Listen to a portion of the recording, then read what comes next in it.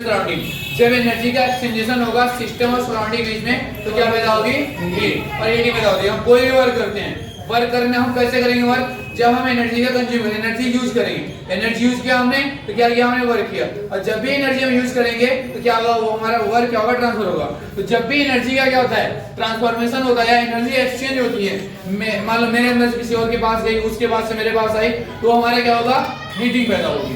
ठीक है, क्या बोल सकते हैं? Power transfer to energy. Energy का जो ट्रांसफर होगा या टेम्परेचर का जो डिफरेंस होगा वो क्या कहलाएगा? हीट।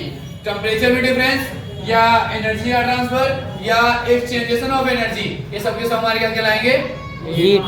हीट। ज्यादा टेम्परेचर से कम टेम्परेचर को वो बता रहा हूं थोड़ी देर अगली कंडीशन में। ठीक है, तो इसकी जो सिंबल ही बताऊंगा। इसका जो सिंबल होता है, इसका सिंबल क्या होता है? हीट का सिंबल क्या होता है? क्यू। क्यू हीट का सिंबल क्या होता है? और इसकी यूनिट क्या होती है? हीट की यूनिट क्या होगी? जूल। और हीट के लिए किसका यूज करते हैं? कैलोरी। किसका यूज किया जाता है? कैलोरी। कैलोरी का यूज करते हैं।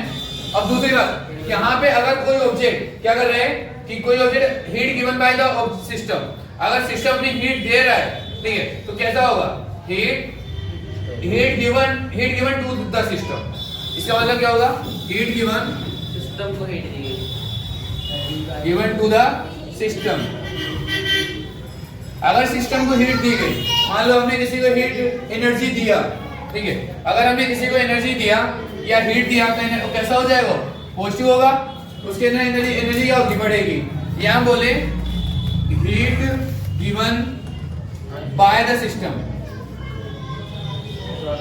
मतलब सिस्टम अपनी हीट क्या है किसी को दे रहा है, इसकी एनर्जी क्या हो जाएगी? निगेटिव। अगर हमारे अंदर से हम अपनी एनर्जी किसी को देंगे तो हमारी कैसा होगा? निगेटिव। अगर हम किसी से एनर्जी लेंगे कैसा होगा? पॉजिटिव। ठीक है, तो इसकी साइन क्या हो गई? ये साइन जूल होती है और बेसिकली हम किससे यूज करते हैं? कैलोरी यूज किया जाता है। और एक कैलोरी इक्वल 4.182 जूल होता है। एक कैलोरी का 4.182 जूल होता है। दोबारा देख लो, हीट क्या होता है? Energy exchange between the system and surrounding. जब एनर्जी सिस्टम और सराउंडिंग में क्या एक्सचेंज होती है उसे क्या बोला जाता है? हीट बोला जाता है। और हीट क्या होता है? Transfer of energy. एनर्जी जो ट्रांसफर होती है इसकी SI यूनिट क्या होती है? Q। और यूनिट क्या होती है? सिंबल यूनिट क्या होती है? SI यूनिट हमारी क्या है? जूल। और वैसे हम क्या करते हैं? कैलोरी यूज करते हैं। एक कैलोरी को करता है 4.182 जूल होता है। और अगर हम किसी सिस्टम को एनर्जी क्या कर रहे हैं? दे रहे हैं, तो वहां पे एनर्जी कैसी रहेगी? हीट कैसा रहेगा? पॉजिटिव। और हम किसी सिस्टम से एनर्जी क्या कर रहे हैं? ले रहे हैं, तो हीट कैसी होगी? Negative. Specific heat capacity of gases. Gases की स्पेसिफिक हीट कैपेसिटी कैसे होती है? तो देखो, एक कैपेसिटी फॉर्मूला क्या है? C इक्वल में Q। Q मतलब क्या? हीट। M मतलब मास, डेल्टा मतलब टेंपरेचर डिफरेंस। अब जो मैंने तुम्हें क्या बोल देते हैं, थर्मोडायनामिक मैंने 4 टाइप बताए थे।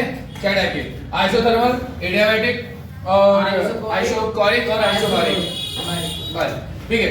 कोई बारिक नहीं, बारिक होगा, बोरिक नहीं, क्योंकि प्रेशर जो यूनिट होती है क्या होती है? बार होती है। अब देखो, पहला मैंने बताया आइसोथर्मल। आइसोथर्मल में क्या होता है? टेम्परेचर कांस्टेंट रहता है। Temperature constant but temperature difference क्या रहता है? 0। तो आइसोथर्मल के लिए कैपेसिटी कितनी जाएगी? Q अपॉन में M डेल्टी। Q अपॉन M डेल्टी की वैल्यू कितना? 0। कितना हो गया? इन्फिनिटी। हमने दिया एडियाबैटिक। एडियाबैटिक में क्या होता है? No heat exchange. हीट का कोई एक्सचेंज नहीं होता है, मतलब हीट कितनी है? 0। तो क्या हमने जो कैपेसिटी एडियाबैटिक के लिए क्या हो जाएगा? Q अपॉन में M डेल्टी भी क्या हो जाएगा? 0। अगर हम यहाँ देखें कि स्पेशली हीट जो गैसेस के लिए कैपेसिटी की रेंज क्या होती है? 0 से इन्फिनिटी या इन्फिनिटी टू 0 हो सकता है, इनकी रेंज होती है। अब इसी में 2 टाइप्स की और थे जो हमारे थर्मोडायनामिक के टाइप थे। कौन सा? एक में क्या था? प्रेशर कांस्टेंट हुआ करता था, एक में था वॉल्यूम कांस्टेंट हुआ करता था। तो हमने देखा आइसोबारिक। आइसोबारिक में क्या था? Pressure constant. अब तो प्रेशर कांस्टेंट होगा तो हमने क्या करा? हम देख रहे हैं स्पेसिफिक हीट कैपेसिटी। इसमें क्या करते हैं? जो मास को हम लेट करते हैं 1 ग्राम और जो टेम्परेचर लेते हैं 1 डिग्री सेल्सियस। ठीक है, 1 डिग्री सेल्सियस। तो Cp हम किसके लिए दे रहे हैं? कैपेसिटी को लगा होता है कैपेसिटी इक्वल Q अपॉन में M डेल्टी बताया। हम देख रहे हैं प्रेशर के लिए, प्रेशर कांस्टेंट है, हमने क्या ले लिया? Cp इक्वल है Q अपॉन M डेल्टी। M की वैल्यू 1 ग्राम, टेंपरेचर डिफरेंस कितना है? 1 डिग्री सेल्सियस। तो Cp इक्वल हमने अगर M और डेल्टी वैल्यू 1 1 पुट कर दो, 1 1 1 तो Cp इक्वल किसके आ गया, Q के बराबर। इक्वेशन नंबर हमने फर्स्ट मान लिया। सेकंड टॉपिक मैंने पढ़ा है आइसोगोरिक। आइसोगोरिक में क्या होता है, वॉल्यूम कांस्टेंट रहता है, वॉल्यूम कैसा रहता है, कांस्टेंट, और मास स्पेसिफिक पढ़ रहे हैं, मास 1 ग्राम रहेगा, और टेंपरेचर डिफरेंस क्या हो जाएगा, 1 डिग्री। तो Cv क्या हो जाएगा, Q upon m delta Tv, unit ले सकते हो, जैसे Q क्या है, हीट यूनिट क्या होती है, जूल, मास क्या ले रहे हैं, ग्राम में ले रहे हैं, ग्राम, और टेंपरेचर डिफरेंस कितने डिग्री सेल्सियस, क्या हो जाएगा, Q बाय ग्राम इनटू में डिग्री सेल्सियस।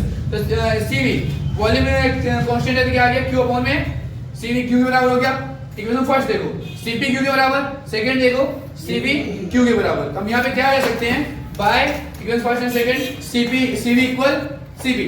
बट ध्यान रखना कि हम किसकी बात करें, स्पेसिफिक हीट कॉन्सेप्ट कैपेसिटी। अभी हम बात किसी करेंगे, मोलर। मेन जो तुम्हारे सिलेबस है मोलर है, ये स्पेसिफिक नहीं है। तब यही जो हम किसी ले रहे हैं मोलर पढ़ेंगे, और मोलर ये देखो क्या स्मॉल Cv है, ध्यान रखना। अभी जो हम मोलर के लिए पढ़ेंगे कैपिटल Cv लेंगे, उसमें हम रिलेशन पढ़ेंगे कि स्मॉल Cv कैपिटल Cv में क्या रिलेशन है, उसमें डिफरेंस क्या होता है। एक्चुअल क्वेश्चन दोनों कंबाइन करके पूछा जाता है, इसके बाद हम क्वेश्चंस भी करेंगे। ठीक है, तो अगली हेडिंग बनाओ, नोट कर लिया तुमने।